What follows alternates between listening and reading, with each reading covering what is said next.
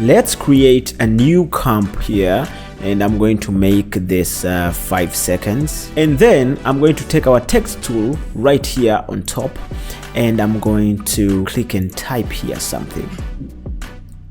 Now, if you click on your text and look right, you'll see here we have a text panel open up. Here you can change the font. We are using Montserrat, and the family is black.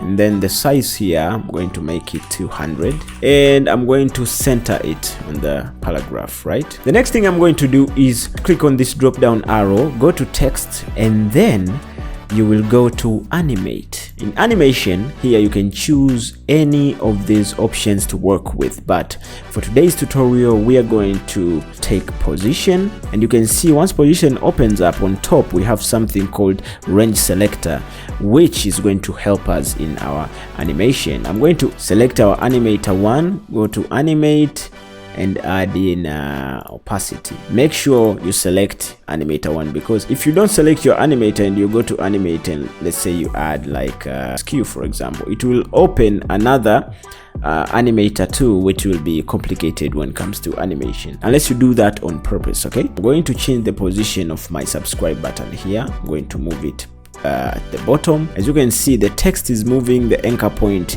is not. The anchor point before was on the bottom of the text. So what I want to do is move the text to the bottom of the anchor point here, and what I'm going to do is change the opacity to 0, then open range selector. Range selector is where we are going to be editing our animation, offset, start and beginning. You can see now offset is on 0. If we change the offset, you can see to 100, it moves the text from bottom, but also from invincible to visible, but also the text does that quick animation. So what I'm going to do now is move 1 second, put a stopwatch, then come back here at the beginning and change the values of the offset to 0. And now if I play it back, you can see it animates like this. Now this is not a very good animation. We are going to smooth it out. Okay, select the keyframes, click F9 on your keyboard, come to the speed graph here,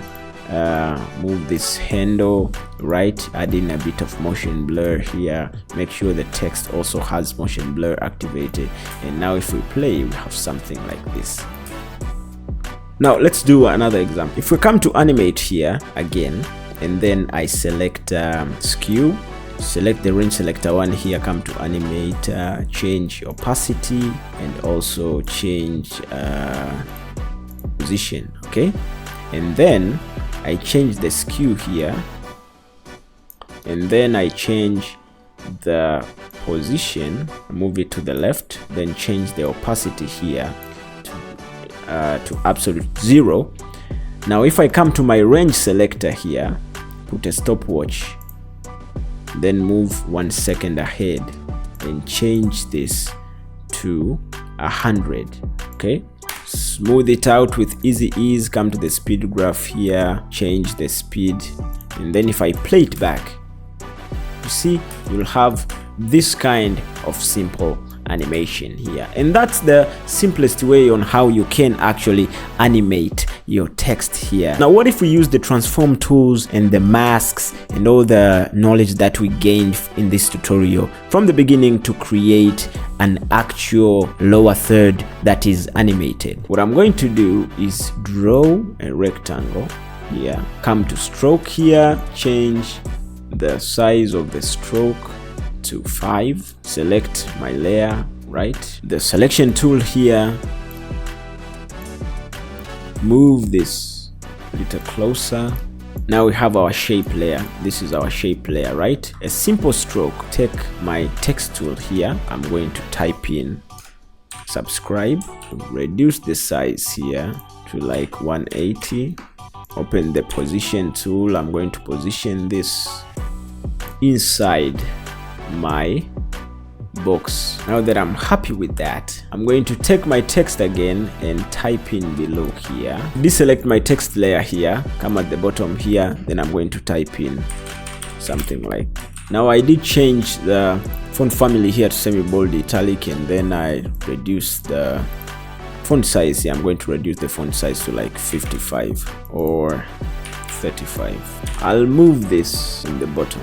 Now what I'm going to do is use the text animator, okay, to animate this K6 creativity, right? Come to animate and add in position. Also, I'm going to add opacity and I'm going to animate this. I'll move this this way, then I'll decrease the opacity to 0, come to range selector, come to offset, set my keyframe here, move to 1 second, and then change this to 100. Easy ease out, change the speed graph here and add in motion blur. If I play this back, it will animate something like this. I'm going to open up the transform options, okay? Set a keyframe here on position. Then I'm going to move forward 1 second. Then I'm going to move it down like this. Easy ease. Come to the speed graph here, change the speed, and now we have something like, oh, it's in reverse. Just move this keyframe, take this keyframe, flip it, put it here, and this keyframe, flip it, put it right here. And now we have something like this. Okay, what I'm going to do is pre-compose this. Now pre-composing this is actually putting it into its own composition, and this is easy by right clicking and then come to pre-compose here, or you can type on your keyboard Ctrl+Shift+C and you can actually pre-compose. Now I'm going to move all attributes to the new composition, and now the text is inside this composition, its own composition. If we open up transform properties, they are not animated because the animation is inside this composition. Now I did that because I wanted to mask out here, or you can actually mask out the actual text like right here, and then on the mask you select subtract. So now it will do something like this. See the animation? I'm going to go back inside the comp here. I'm going to open up the graph editor here and change these handles here, move this way.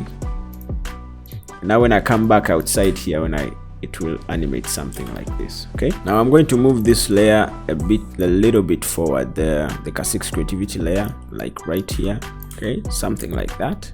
Change this subscribe text layer here, color, the fill color to red, just so it can match the YouTube subscribe button, right? Theme or button, whatever you want to call it. Click this drop down on our shape layer. Okay, then come here and add something. You can actually add different tools here to do your animation, but the best one that you need to know is the trim parts.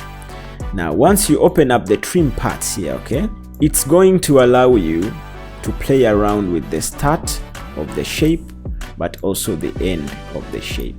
If I just increase the size here of the stroke, okay, and change the start, you can see there is a start and the end of every shape. So I'm going to set this back to 5 now that you have seen that we have a start and end of the shape layers. Okay, and I am going to add a stopwatch here at 1 minute. Add a stopwatch on the start and end, and then I'm going to come on the beginning of the timeline here, change this to 50, but also change this to 50. Click F9 to easy ease. I'm going to change this on the speed graph, and now when I play, you have something like this. See, you can actually move it right here. The next episode, I'm going to be showing you how to add in effects into your artworks, and after that we are going to export and end our tutorial series.